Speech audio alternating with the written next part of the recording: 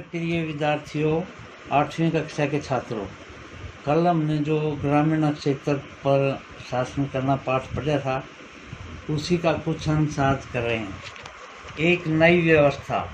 19वीं सदी की शुरुआत में ही कंपनी के बहुत सारे अधिकारियों को इस बात पर यकीन हो चुका था कि राजस्व बंदोबस्त में दोबारा बदलाव लाना जरूरी है। जब कंपनी को शासन और व्यापार के अपने खर्चे चलाने के लिए और पैसे की जरूरत हो, तो यह स्थायी रूप से राजस्व तय करके काम कैसे चला सकती है। बंगाल प्रेसिडेंसी के उत्तर पश्चिम प्रांतों में के होल्ट मैकेंजी नामक अंग्रेज ने एक नई व्यवस्था तैयार की, जिसे 1822 ईस्वी में लागू किया गया। मैकेंजी को विश्वास था कि उत्तर भारतीय समाज में गांव एक महत्वपूर्ण सामाजिक संस्था है और उसको बचाए रखना चाहिए।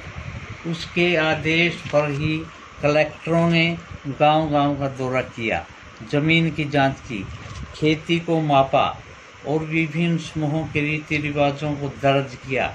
गांव के एक-एक खेत के अनुमानित राजस्व को जोड़कर हर गांव का ग्राम समूह यानी महल से वसूल होने वाले राजस्व का हिसाब लगाया जाता था। इस राजस्व को स्थायी रूप से तय नहीं किया गया, बल्कि उससे समय समय पर संशोधनों की गुंजाइश रखी गई। राजस्व इकट्ठा करने और उसे कंपनी को अदा करने का जिम्मा जमींदारों की बजाय गांव के मुखिया को सौंप दिया गया। इस व्यवस्था को महलवारी बंदोबस्त का नाम दिया गया। मुनरो की व्यवस्था। ब्रिटिश नियंत्रण वाले दक्षिणी भारतीय इलाकों में भी स्थायी बंदोबस्त की जगह एक नई व्यवस्था अपनाने का प्रयास किया जाने लगा। वहाँ जो नई व्यवस्था विकसित हुई उसे रैयतवार या रैयतवारी का नाम दिया गया। कैप्टन अलेक्जेंडर रीड ने टीपू के साथ चले युद्धों के बाद कंपनी द्वारा कब्जे गए कुछ इलाकों में यह व्यवस्था को अंजाम का भी देख द्वारा लिया गया था। थॉमस मुनरो ने इस व्यवस्था को विकसित किया और धीरे धीरे पूरे दक्षिणी भारत पर यही व्यवस्था लागू कर दी गई। रीड और मुनरो को लगता था कि दक्षिणी परंपरा जमींदार नहीं थे और इसलिए उनका तर्क यह था कि उन्हें सीधे किसानों से ही बंदोबस्त करना चाहिए, जो पीढ़ियों से जमीन पर खेती करते आ रहे हैं। सब कुछ ठीक नहीं था। नई व्यवस्था लागू होने के बाद महज कुछ साल के भीतर ही उनमें समस्याएं दिखाई देने लगी। जमीन से होने वाली आमदनी बढ़ाने में के चक्कर में राजस्व अधिकारियों ने बहुत ज़्यादा राजस्व तय कर लिया था। किसान राजस्व चुका नहीं पा रहे थे। रैयत यानी गांव से भाग रहे थे। किसान गांव से भाग रहे थे। बहुत सारे क्षेत्रों में गांव वीरान हो गए थे। आशावादी अफसरों को उम्मीद थी कि नई व्यवस्था किसानों को संपन्न तथा उद्यमशील किसान बना देगी, लेकिन ऐसा कुछ नहीं हुआ। यूरोप के लिए फसलें। अंग्रेज़ों ने यह भी महसूस किया कि ग्रामीण इलाके न केवल राजस्व प्रदान कर सकते हैं, बल्कि वहाँ यूरोप की ज़रूरतों के हिसाब से सही फसल भी पैदा की जा सकती है। 18वीं सदी के आखिर तक कंपनी ने अफीम और नील की खेती पर पूरा जोर लगा दिया था। इसके बाद 150 साल तक अंग्रेज़ों ने देश के विभिन्न भागों में किसी न किसी फसल के लिए किसानों को मजबूर करते रहे।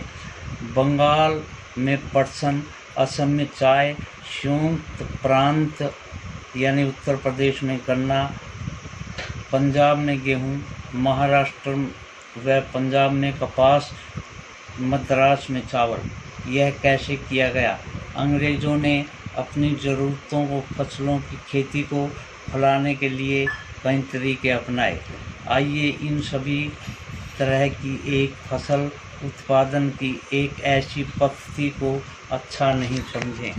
क्या रंग का भी कोई इतिहास है।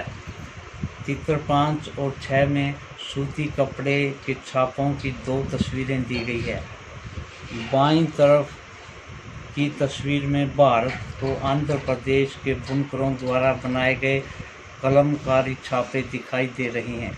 दूसरी तरफ ब्रिटेन के प्रसिद्ध कवि और कलाकार विलियम मॉरिस द्वारा बनाए गए फूल वाले छापे हैं। दोनों छापों में एक बात एक समान है, दोनों में ही गहरे नीले रंग का इस्तेमाल किया गया है। इसे आमतौर पर नील कहा जाता है। क्या आप जानते हो कि यह रंग किस तरह पैदा हुआ? पन्ना पूरा। भारतीय नील की मांग क्यों थी? नील का पौधा मुख्य रूप से उष्णकटिबंधीय इलाकों में ही उगता है। 13वीं सदी तक इटली, फ्रांस और ब्रिटेन में कपड़ा उत्पादन कपड़े की रंगाई के लिए भारतीय नील का इस्तेमाल कर रहे थे। उसमें भारतीय नील की बहुत थोड़ी मात्रा में ही यूरोपीय बाज़ारों में पहुंचती थी।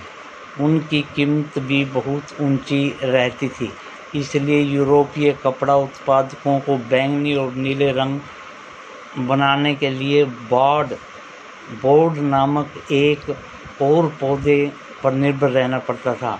बोर्ड पौधा शीतोष्ण क्षेत्र में उगता था, इसलिए यूरोप में आसानी से मिल जाता था। उत्तरी इटली, दक्षिणी फ्रांस व जर्मनी और ब्रिटेन के कई हिस्सों में यह पौधा उगता था। नील के साथ प्रतिस्पर्धा से परेशान यूरोप में बोर्ड उत्पादकों ने अपनी सरकारों पर दबाव डाला कि वे नील के आयात पर पाबंदी लगा दें, मगर कपड़े को रंगने वाले तो नील को ही पसंद करते थे। नील से बहुत चमकदार नीला रंग मिलता था, जबकि बोर्ड से मिलने वाला रंग बेजान और फीका होता था। 17वीं शताब्दी में तक आते आते यूरोपीय कपड़ा उत्पादकों ने नील के आयात पर लगी पाबंदी में ढील देने के लिए अपनी सरकारों को राजी कर लिया।